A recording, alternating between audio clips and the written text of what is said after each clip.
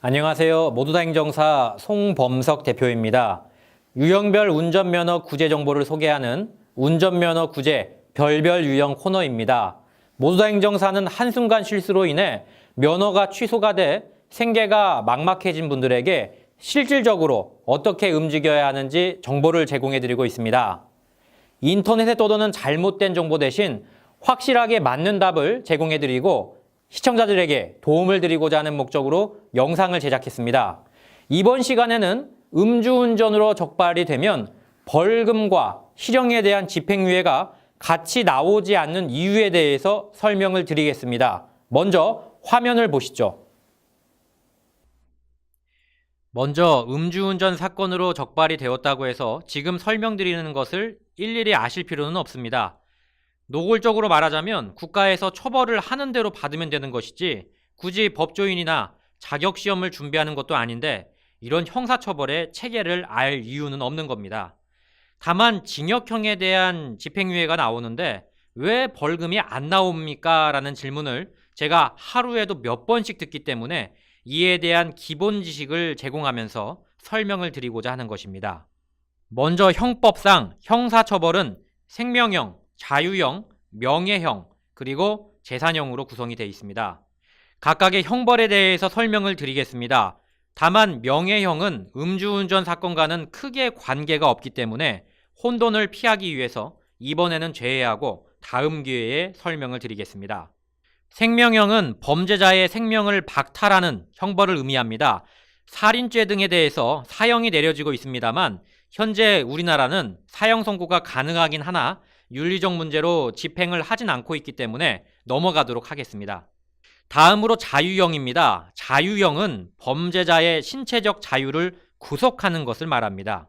쉽게 말해 일반적으로 감옥에 간다 또는 감방에 들어간다고 하는 게 여기에 해당이 됩니다. 자유형 중 가장 무거운 형벌은 징역형이며 징역은 교도소 안에서 강제로 일을 해야 합니다. 드라마 같은 것을 보시면 일과 시간에 일을 하는 죄수들을 볼 수 있는데 그게 징역입니다. 징역은 다시 기한의 정함이 없는 무거운 형벌인 무기징역과 기한의 정함이 있는 유기징역으로 나뉩니다.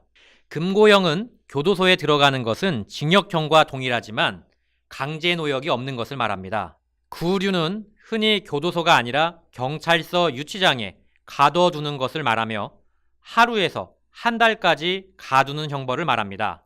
구류는 엄밀히 말해 징역형은 아닙니다. 흔히 법률에 나오는 금고 이상의 형은 자유형 중 금고형과 징역형을 말합니다.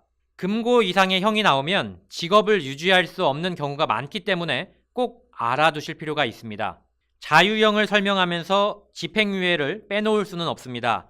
집행유예는 사실 자유형에만 나오는 것은 아니며 벌금형 등에 대해서도 나올 수 있으나 현실적으로 자유형에서 이루어지는 경우가 대부분이기 때문에 이에 맞춰 설명합니다. 집행유예는 형을 선고하면서 일정 기간 그 형의 집행을 미루는 것인데 쉽게 말해 감옥에 갈 사람을 감옥에 가게 하는 대신 마지막으로 한번 봐주겠다는 개념으로 보시면 됩니다.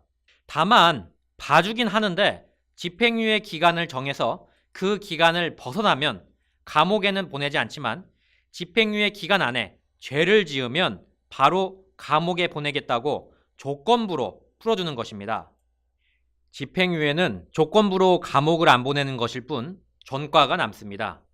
그리고 사회봉사 명령 등도 이행하셔야 합니다. 예를 들어 징역 2년 6월에 집행유예 4년이라는 판결이 나왔다면 4년간 문제만 일으키지 않으면 감옥에 갈 일은 없다는 뜻입니다. 그러나 그 안에 문제를 일으키면 대부분 감옥에 가게 된다는 이야기입니다. 재산형은 범죄자의 재산을 박탈하는 형벌을 의미합니다. 즉 돈을 내야 하는데요. 벌금은 그 금액이 5만 원 이상일 때, 과료는 5만 원 미만일 때를 의미합니다.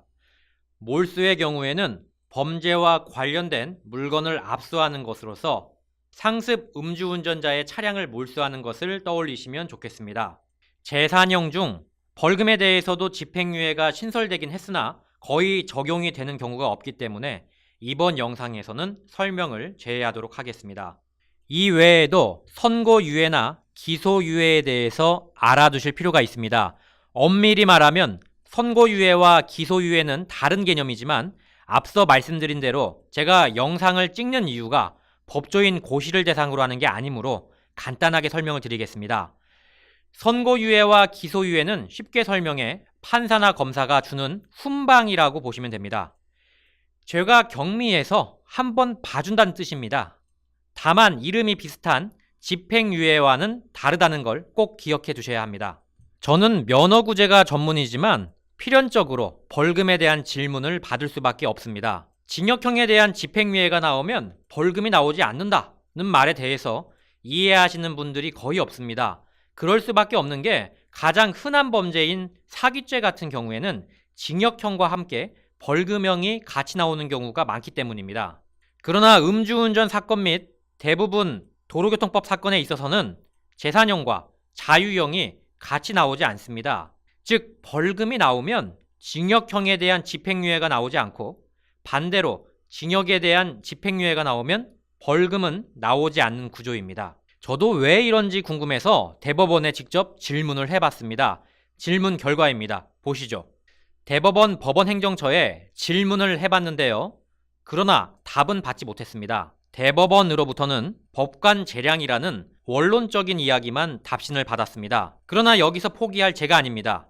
친분이 있는 검사님과 변호사님들에게 물어본 결과 제법 의미 있는 결과를 얻을 수 있었습니다. 결론은 이렇습니다. 음주운전의 경우에는 고의범이 아니라 과실범, 즉 실수로 범죄를 저질렀기 때문에 재산형과 자유형을 병과하지는 않는다는 것입니다. 일괄적으로 대부분의 판결이 다 이렇게 처리가 되고 있기 때문에 법원 내부에 어떤 지침이 있다고 추측은 됩니다. 다만 판사 재량이라는 차원에서 그 내부 지침을 확인할 수 있는 방법은 없습니다.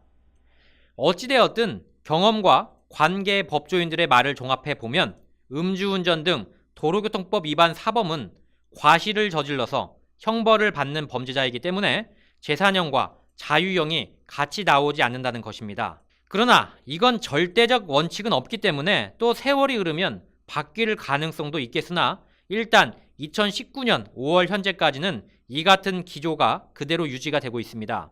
결론적으로 최소 징역형에 대한 집행유예가 예상이 된다면 벌금은 나올 일이 없고 벌금이 예상이 된다면 징역형에 대한 집행유예는 나올 일이 거의 없다는 점을 알아두실 필요가 있겠습니다. 모두다 행정사는 여러분에게 보다 정확한 정보를 드리고자 노력하고 있습니다. 네이버 TV나 유튜브에서 모두다 행정사를 검색하시면 더욱 많은 영상을 보실 수 있습니다. 시청해 주셔서 감사드립니다. 모두다 행정사 송범석 대표였습니다.